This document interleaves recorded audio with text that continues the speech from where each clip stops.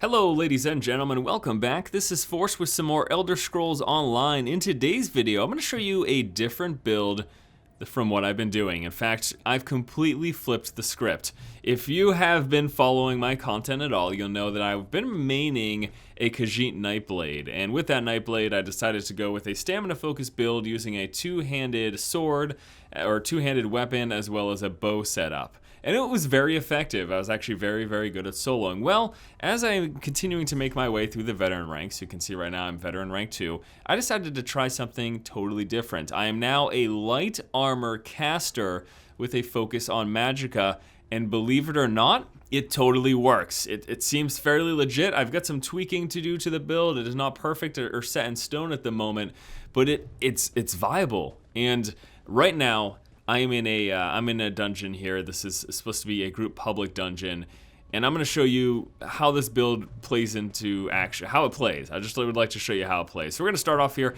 I'm just going to clear this single mob. Again, I am now a caster. I'm using a destruction staff. I'm focusing on the siphon and shadow skill lines, and again, I am a completely magicka-based focus as opposed to like a melee brawler.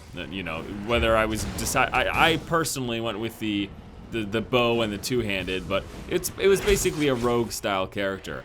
And to switch that completely and go with what I'm dubbing a Warlock build, because it's siphon life and fire damage and stuff, I think that's really neat that I can just do all of that with the exact same character. I haven't had to re-roll an entire new character. I just had to respec and put my points elsewhere. So I'll show you the build, but I'd like to show you a couple of pulls before we actually do that. So there's a big group here, lots of enemies. These are all veteran rank 2 opponents. I, again, myself, am also veteran rank 2 here. So we're going to engage. So what I'll do is I'm going to start off with a attack from far away. I'm going to siphon life one of them. Then I'm going to throw it on this path that does damage over time, as well as damage over time, as well as heals me. And then we pop my ultimate there. The great thing about that ultimate is it stuns them and does some damage. And I'm just going to walk them through the fire damage now. You're going to notice I've got this little shield around me. This is a heavy armor ability. And the neat thing about that is I've actually mixed it up. While I did say, and it is true, that I am using primarily light armor, I've also got 2-piece heavy armor to make me a little bit more tanky. And I do have that heavy armor ability, which adds further to my tankiness. All right, so those zombies are actually a little more difficult than these normal pulls should be, so I'll show you another pull here. Start off, open up with a fire attack, siphon life, throw down the ground ability, throw down our fire, run in, pop our ultimate. We're gonna do our number 4, which is also AoE damage, and then we just have to throw down another wave of fire there, block any incoming excess damage.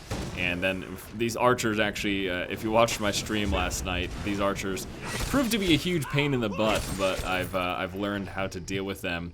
And as you just saw, fairly effectively, essentially able to grind through large packs of these veteran ranks enemies. I mean, it's pretty legit. It's pretty legit, and it's very exciting to me. Yesterday on the stream, I was tickled pink. I was so incredibly excited, and the reason for that, the reason being, is, as I mentioned, to go from like polar opposite play styles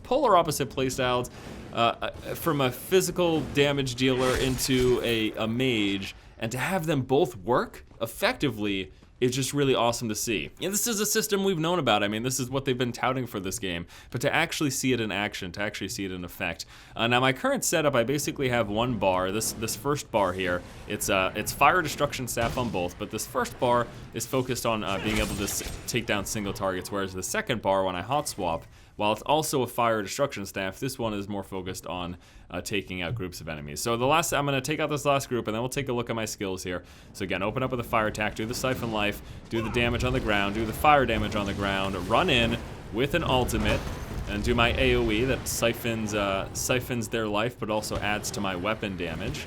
And then any stragglers like this guy will take out. And if things get really hairy, again, I can always just pop my 5 here, which makes me a lot more tanky. You can see I'm now overloaded on spell resistance and armor with this 5 up. So, you've seen some gameplay. Let's talk about the build now.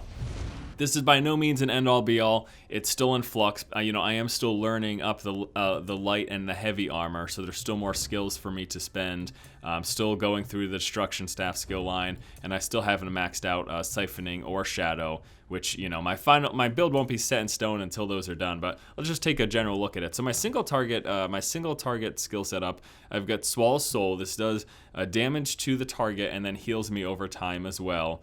And increases my healing from other sources while the ability is slotted. My number 2 ability is a Cripple. This is actually really, really nice. It does a pretty significant amount of damage with 535 magical damage over 8 seconds. And also on impact, it does additional damage and immobilizes them for 1.5 seconds. So this is great for kiting around melee opponents. And again, it's just a nice dot to have. Number 3 ability is a Destruction Staff ability, Fire Clench. It will change depending on the type of Destruction Staff you have. With the Fire Destruction Staff, it's going to do 232 flame damage right now, knocks the target back, and then also stuns them for 2.5 seconds. I love that stun. It's very, very, very helpful, especially against elite mobs. My number 4 ability is a Ranged Execute. This is actually the same ability that I was using on my stamina-focused bow and two-handed Nightblade. It's a little more effective here because of my Magicka focus. It's going to increase the base damage, but it's still, again, just primarily used as a way to finish off opponent. It's got a low Magicka cost compared to other abilities, so again, it's a nice finisher. And then Siphoning Strikes. This is what makes this build that I have here sustainable, because if you ever run low on your Magicka or stamina, you can pop Siphoning Strikes. You'll be doing less damage, but your basic weapon attacks will then restore Magicka and stamina. Very, very good for prolonged fights, big boss enemies that you may come against. If you're able to kite them around, you don't really have to worry about running out of Magicka or stamina, because you can just pop Siphoning Strikes and replenish it. And then my ultimate right now is Soul Assault, just massive single target damage. I've got it morphed to last longer. Also snares the target for a huge percentage, as you can see. So almost 3,000 magic damage with over 300% snare applied to the target. And here's my second skill line. I've got one of the same abilities, that is Swallow's Soul. The reason I have that here is because, you know, it is a heal, but it also increases the heal that I get from Refreshing Path. So this is all AoE focused. My number 2, Refreshing Path, puts damage on the ground whenever enemies walk over it, plus it heals me and increases my movement speed when I run over it. My number 3, Blockade of Fire. This is Destruction Staff. It's going to do fire damage on the ground. And then my number 4, Drain Power. Actually, yeah, this still needs to be morphed too. I don't think... yeah, I'm pretty sure this is unmorphed at the moment. Again, this is a fairly new build that I've been trying. But yeah, it just does area damage and then increases my weapon damage based on the number of enemies around me. So this allows me to deal more damage with my staff attacks. And then number 5, this is for when things get hairy. This is the Heavy Armor skill, and it makes me just a lot more tanky. As you saw when I popped it, it makes me hit the soft cap for my spell resist and armor, essentially making me a tank while I have it active. And the best part about it is, while everything else that I'm doing uses Magicka, Unstoppable uses stamina. So this is a resource that I've got plenty of extra of, and when I'm pulling big groups, I can just pop this a lot because I'm, for the most part, not using that resource at all. And then lastly, for the ultimate, this is Soul Tether. This is the Siphoning ultimate. It does AoE damage, stuns them for 4.5 seconds, and yeah, it's just, this is a really neat build. And I think, once more, the reason that I'm so excited about it, not to say this is an end-all, be-all build. It has plenty of min-maxing to be had and plenty of tweaks to be made, but just going from one completely different playstyle to another with the same character is really awesome to me. And again, this is not something that's like mystical and magical and that like no one knows about. Everyone knows that that's what you're supposed to be able to do in this game, but to see it in action and to be able to show it to you guys and to show you this is legitimate. Like, this actually, 2 different playstyles, same character, and it works. It totally, absolutely, 100% works.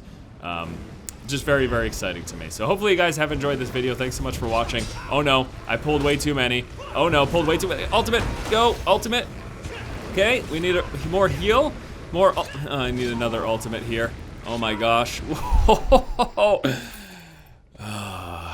I lived. It is so, so good. All right, guys, thanks so much for watching, taking a look at a Nightblade Warlock build. Hopefully you guys like it. The boss? Is the boss? Yeah, the boss is no problem. Boss is no problem at all. I mean, we're gonna kill the boss. We're gonna kill the boss. Stay tuned for more Elder Scrolls Online coverage coming up.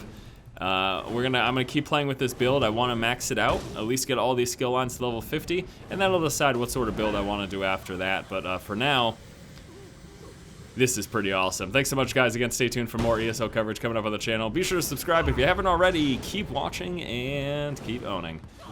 Keep owning. I am owning. I will keep doing that. Oh, come on, you can't even.